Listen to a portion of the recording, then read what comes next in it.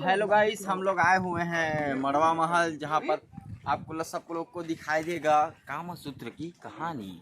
तो आइए आपको ले चलते हैं मड़वा महल की ओर। और हम लोग आए हैं अपनी टीम के साथ, एमएस म्यूजिक के साथ।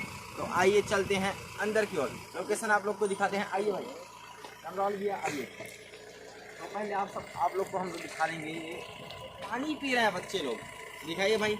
इधर बच्चे लोग पानी पी रहे हैं। बाकी आपको लोकेशन के लिए अंदर लिए चलते हैं। आइए मेरे साथ, आइए आइए आइए।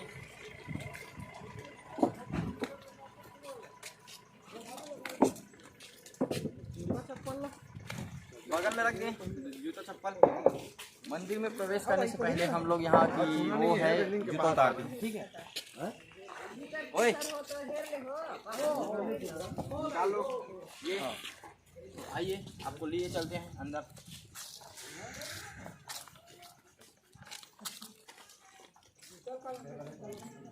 आप लोग को बहुत ही विचित्र चीज दिखाएंगे आप लोग को। चलाइए, आइए आते रहिए।